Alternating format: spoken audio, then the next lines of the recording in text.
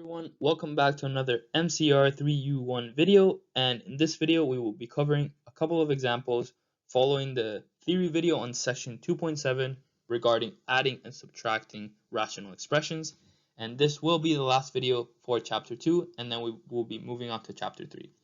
So let's just get right into the examples. Here we have the first one. It says simplify 2x plus 1 all over 2x squared minus 14x plus 24 plus 5x all over 4x squared minus 8x minus 12.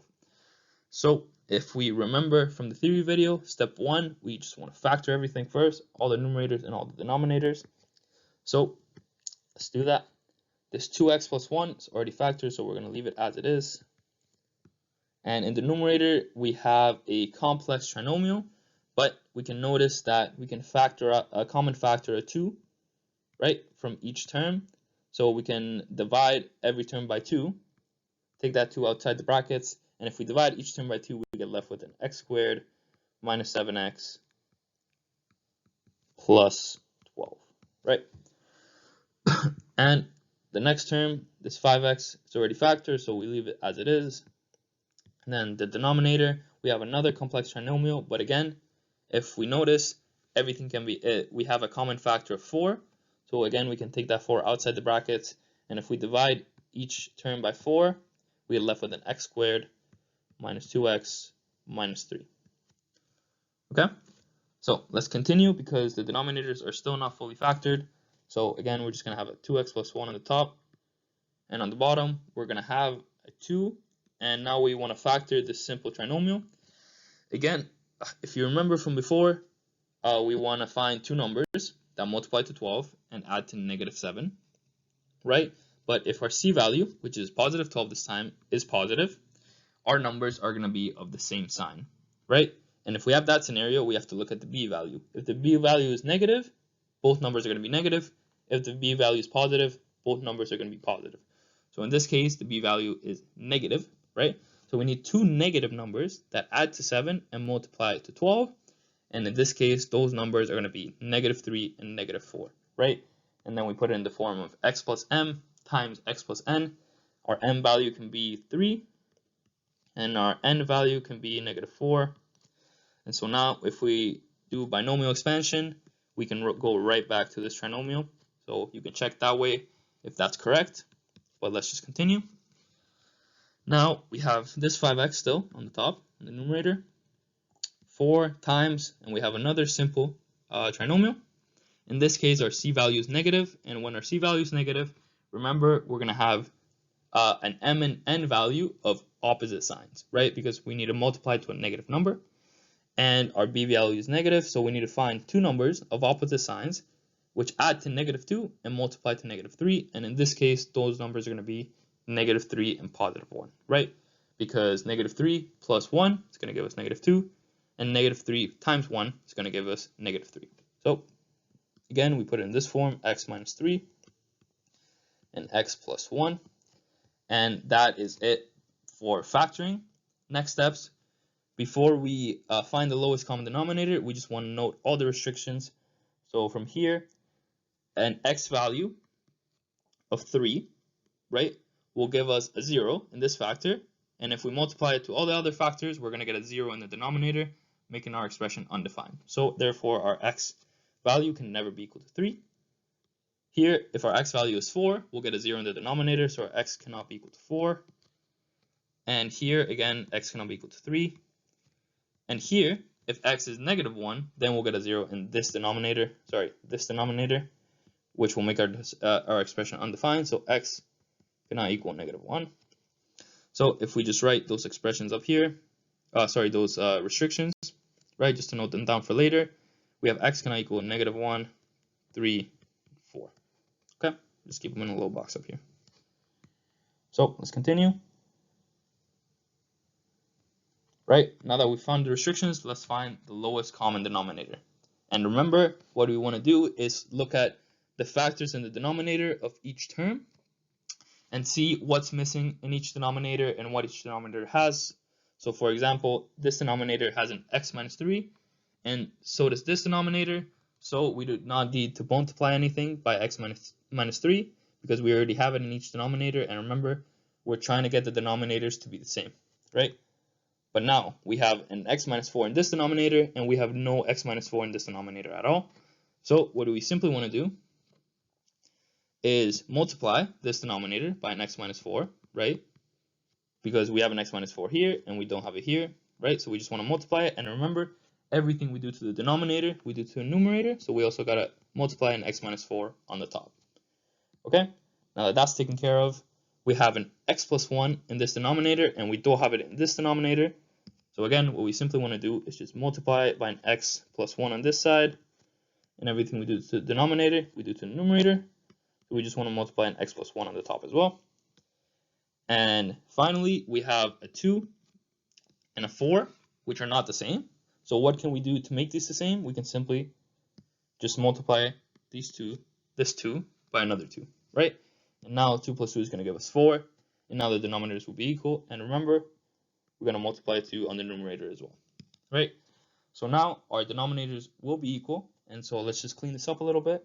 We'll have 2 times 2x plus 1 times x plus 1 all over 4 times x minus 3 times x minus 4 times x plus 1 plus 5x x minus 4 all over 4 x minus 3 x plus 1 x minus 4, right? So now we can see that our denominators are exactly the same. They have the same 4 factors, and now we can simply just add the numerators. So that's what we're going to do. And remember, in this step, sometimes you can just expand both numerators and then add. But what I like to do is I like to add them first and then expand. So we're going to do that first, right? Up here, we have a 2 times 2x plus 1 times x plus 1. And then we're just going to add, again, because we have an addition sign here. If this was a negative sign, right, then we would subtract the numerators. But it's a positive sign, so we're going to add them.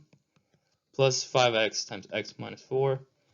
And our lowest common denominator is going to be our denominator for our long single expression, right? So 4 times x minus 3 times x minus 4 times x plus 1, right? And we're kind of running out of space here, so I'm just going to erase everything real quick, or erase the top, and then we'll start from the top again. Okay, so now we're here, everything's factored, we have added the numerators, so our next step is to expand them, right? So we're going to expand these two binomials first, and you can expand the 2 and 1 of the binomials first. Because of the associative property, you can multiply any 2 factors first, but I'm just going to multiply the binomials first. So again, we want to multiply each term in this binomial by each term in the second binomial, and then we want to multiply the 1 by each term in the second binomial, right? So we're going to do that. So we have 2x times x squared, we're going to have 2x squared.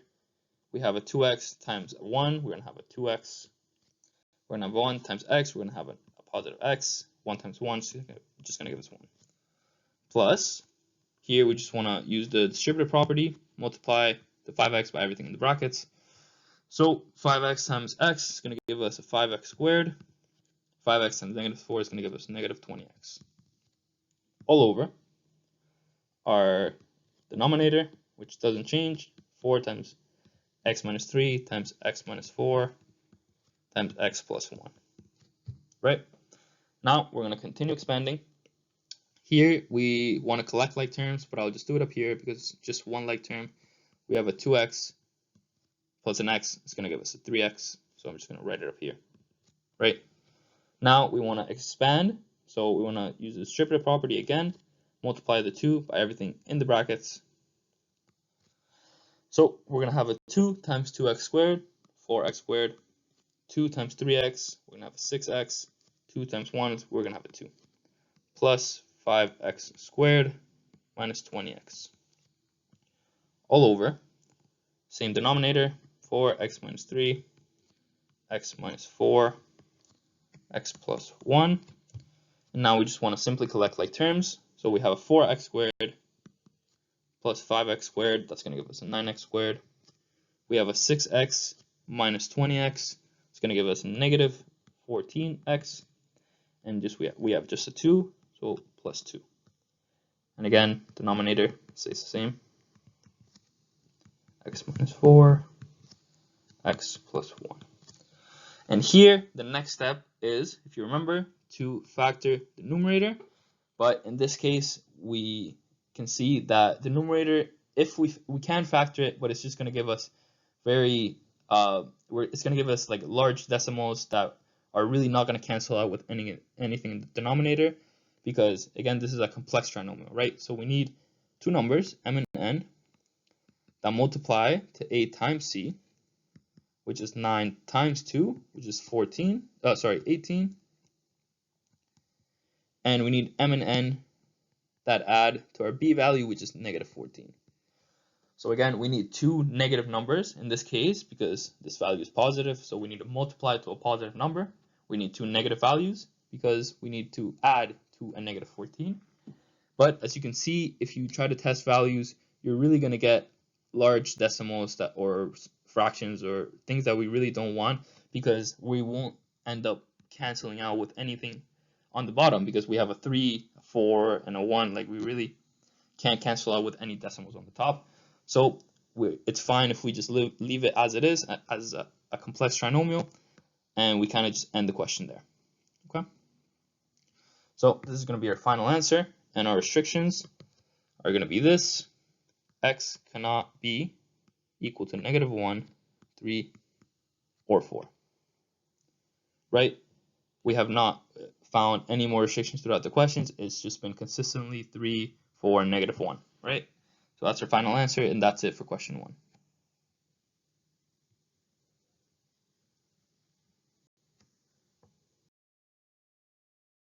Okay, so moving on to question 2, we have simplify x plus 1 all over 2x minus 6 divided by this time 2 times x plus 1 squared all over 2 minus x minus 11 over x minus 2. So what we want to do here is, first, we want to factor everything, again, like we always do. Even in division, multiplication, addition, subtraction, we just want to factor everything just to make it easy for ourselves.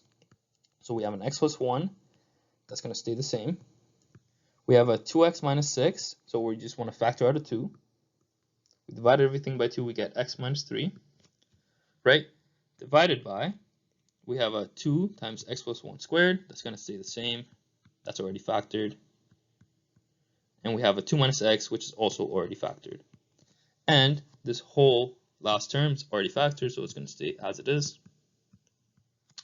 Now, what we want to do here is use BEDMAS, and BEDMAS is brackets, and then exponents, then division, then multiplication, then addition, then subtraction. So division is before subtraction, so we want to divide first. And remember, when we divide two rational expressions, we want to multiply the first term by the reciprocal of the second term. So again, we just kind of want to flip this term upside down. But before we do that, let's just note the restrictions, because we're going to lose this denominator and we don't want to forget about it later on. So here, if x is 3, it's going to make the denominator 0, so x cannot be equal to 3. Here, if x is 2, it's going to make the denominator equal to 0, so x cannot be 2, and here it's the same thing, x cannot be equal to 2. Okay, so we'll put it up here, x cannot be equal to 2 or 3. Okay, let's continue. Now we want to, again, take the reciprocal and change this sign to a multiplication sign. So this first term is going to stay the same, multiplied by, now this denominator is going to be the numerator, 2 minus x, and this numerator is going to be the denominator, so 2 times x plus 1 squared minus 11 over x minus 2. And now we have a new restriction. Here, if x plus 1 were to equal 0, right, it'll make the whole equation undefined. So now if we subtract 1 from each side, we get x equals negative 1, and so therefore x cannot be equal to negative 1. So we'll just add it up here to our restrictions. Okay? Remember, we want to look for every denominator in the question and find the restrictions for each denominator, right? So let's continue. We want to multiply these two first terms together. And how do we do that? Remember, if from the multiplication video, we want to multiply the numerators and multiply the denominators and put it into one big rational expression. So we're going to do x plus 1 multiplied by the other numerator, which is 2 minus x.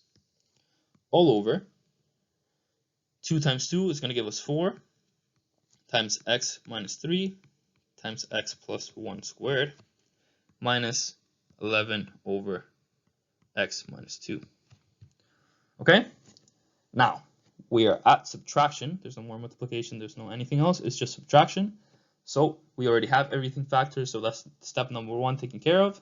Next step, we want to find the lowest common denominator. And from what we can see here, we have completely different denominators in this term than in this term, right? So just as we do, for example, if we have a number over 3 plus or minus a number over 2, right? If we can't really find something to just multiply this term by or multiply this term by to get the same common denominator, we usually just multiply the 3 by this denominator, 2, and then this 2 by this denominator, 3. Or if we have a number over 6 minus a number over 7, we really have no other common denominators other than 6 times 7 and 7 times 6, right? So we just multiply, we kind of just multiply the denominators by each other. So that's exactly what we're going to do in this case. We have no common factors at all in the two denominators. So we kind of just want to multiply this denominator by this denominator on each term to get the same denominator.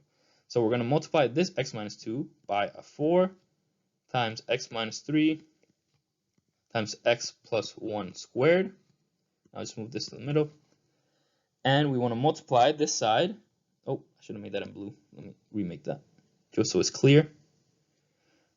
4 x minus 3 x plus 1 squared.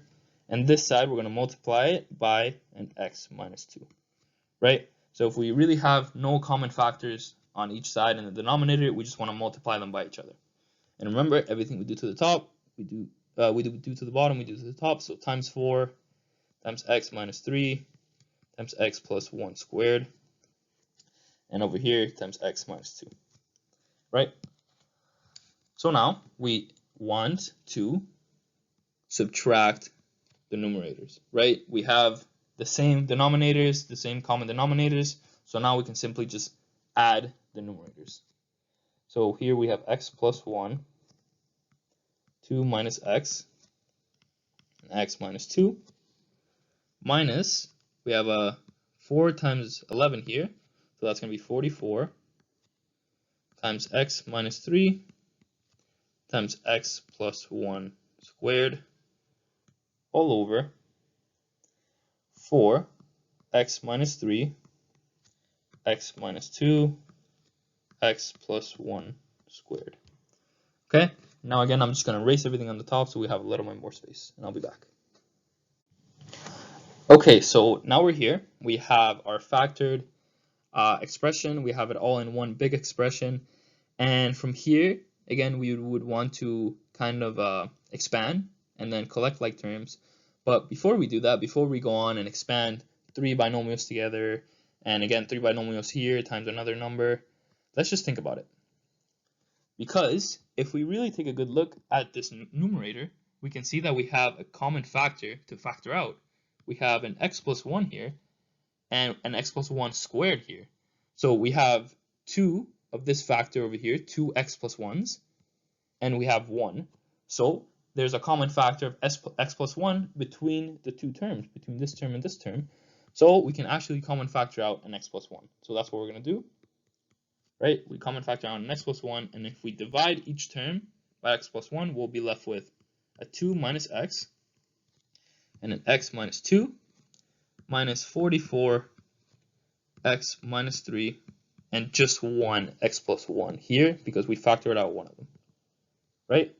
And here we get left with, again, the same denominator, x plus 1 squared. But now we've made the top numerator, we've made the numerator one long term, right, of x1 multiplied by everything inside these big brackets. So since everything is multiplied on the top, we have basically two factors on the top. We have this factor of x plus 1, when we have this big factor of everything inside these brackets. So now we can look and see, do we have any factors common on the numerator and the denominator? And we in fact do. We have an x plus 1 here and 2 x plus 1s in the denominator, so we can actually factor out one of them, right? And once we do this, we just get left with 2 minus x minus 2 minus 44, x minus 3,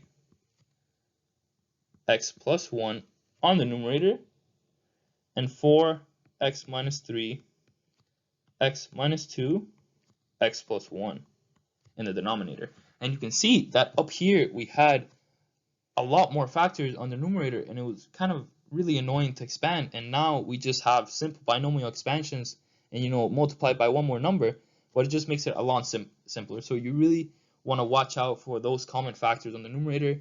Then you can common factor them out, and then factor them, and then cancel them out with the denominator, right? So from here, we just, again, like before, we want to expand the top. So let's expand these two using binomial expansion. We have 2 times x is going to give us 2x. 2 times negative 2 is going to give us negative 4. Negative x times x is going to give us negative x squared. Negative x times negative 2 is going to give us 2x, right?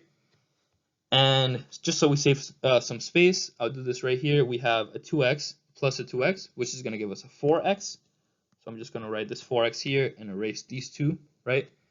And now we have here a x minus 3 times x plus 1. So we're just going to multiply the x by everything in this bracket and then the 3 by everything in this bracket. So we have 44 times x is going to give us x squared. X times 1 is going to give us x. Negative 3 times x is going to give us negative 3x. Negative 3 times 1 is going to give us negative 3. And again, to save space, we have an x and a negative 3x, so we can collect collect like terms. X minus 3x is going to give us a negative 2x, right? So we're going to put negative 2x here.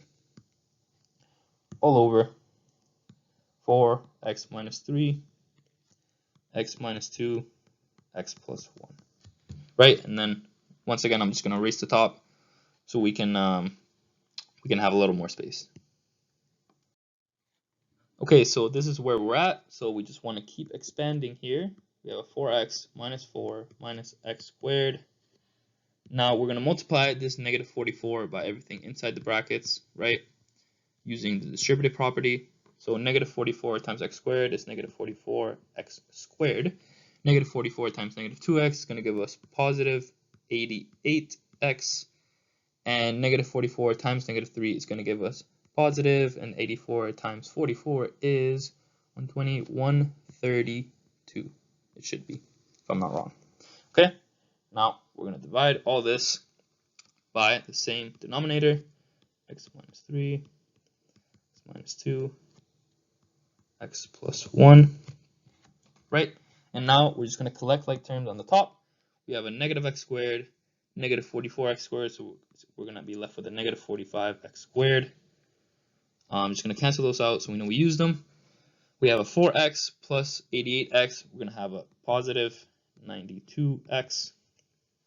We're going to cancel those out. And we have a negative 4 plus 132 is going to give us plus 128. All over 4 times x minus 3 times x minus 2 times x plus 1. And again, we could try to factor this, but if we find two numbers which multiply to negative 45 times 128, which is going to be negative 5,760. And if we find two numbers that add n to 92, we could try to find this, but if we try to find two numbers that add to positive 92 and multiply to negative 5,760, this I think will actually not be possible, because really, if the biggest number you can get from two numbers that add to 92 would be 46 times 46, right? And that would be 46 times 46 will give you 2,116. which is not even halfway to 5,760, and you have to get negative 5,760. So one of the numbers that add to a 92 has to be negative, and therefore you can't even have 46 and 46 because you would need to have positive 46 and positive 46, which would give you a positive number. So in reality, there's no way that we can get a number that adds to 92 and multiplies to negative 5,760. So therefore, the numerator here will actually be unfactorable, right? This numerator, unfactorable. And therefore, we will stop the question there. That will be our final answer. We go back throughout the question, see if we find any more restrictions. But if we have been noting them along the way, we can just say that the restrictions is that x cannot be equal to negative 1, 2, or 3. And that will be our answer. And that is it for the video. Thank you so much for watching. And I know we only did a couple of examples, but these addition and subtraction of rational expression examples are very lengthy. And if I try to do more, the video is just going to carry on for way too long. And I feel like it will be too boring to watch, right? So if you want more practice, make sure to go back to the theory video and look on the course outline where the extra practice questions are, on what pages they are. And make sure to keep practicing. And I hope you enjoyed chapter 2. Now we will be moving on to chapter 3. So until the next video.